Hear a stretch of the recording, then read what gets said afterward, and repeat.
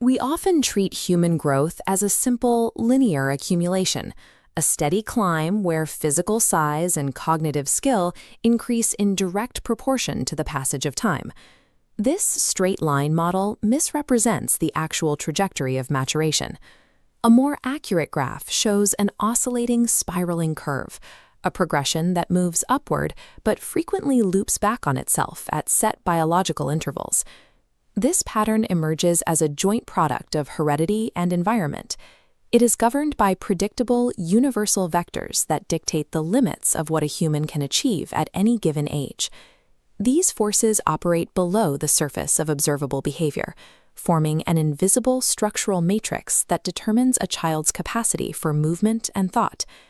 To understand this process, we must map the directionality of physical growth, the specific velocity of that growth over time, and the chronological stages of the developing mind.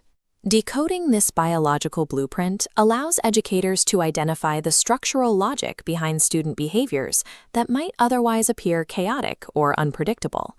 Human development begins from biological zero, constructing itself along precise axes within the body. The first rule is the Cephalo-caudal principle, which dictates head-to-toe directionality. Motor control and physical refinement always move from the top of the body downward. This is observable in every infant. They gain control of their neck muscles to stabilize the head well before the spine can support sitting, and they master their thighs for crawling long before they can stand. The second rule is the Proximo-distal principle, which dictates directionality from the center to the periphery. Control radiates from the spine outward toward the extremities. This is why a young child can hug a bottle to their chest using their whole arms, but lacks the finger dexterity to grip a pen. The central muscle groups mature before the distant nerve endings in the fingertips. For educators, attempting to teach fine motor skills like writing before the proximo-distal vector has reached the fingertips is a biological impossibility. Physical capabilities follow these geographical axes, meaning uniform physical task expectations fail to account for the actual stage of the child's hardware development. Beyond the direction of growth, we must account for the principle of differential rates, the varying speeds at which development occurs across a lifespan. Infancy, from birth to age 2, represents the phase of maximum velocity, characterized by an explosive acquisition of mass and cognitive connections. This velocity then drops significantly. Between the ages of 2 and 11, the rate of physical growth enters a long, low trough. This deceleration is a biological requirement.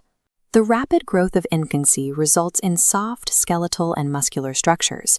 This slower phase provides the time necessary for those structures to harden and consolidate.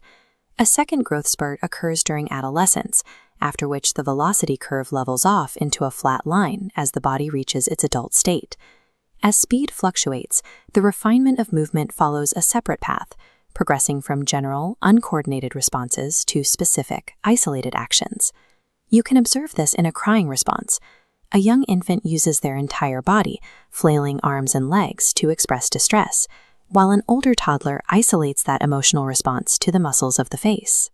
Maturation culminates in the principle of integration, the ability to combine these isolated, specific actions into a single, fluid system. A student using scissors is demonstrating high-level integration, simultaneously managing visual tracking, hand tension, and postural stability to complete one unified task. These windows of slow physical growth are vital. They provide the latency the human body requires to consolidate its skeletal structure and integrate complex neural pathways. To apply these biological rules, we map cognitive and social milestones onto a 4-stage chronological matrix. Stage 1 is infancy, ages 0 to 2. Development here is reflex-driven and pre-moral, as the child has not yet developed an internal framework for social rules. Socialization in this stage is primary, meaning it is conducted almost exclusively within the immediate family unit. Stage 2, early childhood, spans ages 2 to 6. Known as the toy age, this phase is dominated by imaginary play and object interaction. This is also the peak sensitive period for language. The brain is primed for natural acquisition, absorbing vocabulary and syntax without the need for formal instruction. Stage 3 is middle childhood, between ages 6 and 11. This is the gang age, where peer groups begin to take priority. At this point, the brain develops concrete logic, allowing for systematic problem-solving of tangible objects. It is often accompanied by a psychological drive to gather and store items in collections. Stage 4 is adolescence, ages 11 to 18. Characterized by hormonal shifts, it is a period of significant social and cognitive change. Cognitive abilities shift from concrete logic to abstract, hypothetical thinking, allowing for the analysis of complex systems and ideas. This shift coincides with hero worship and a total prioritization of the peer group over the family unit. These cognitive stages align with the biological velocity curve. The most rapid mental shifts occur during the high-growth windows of infancy and adolescence.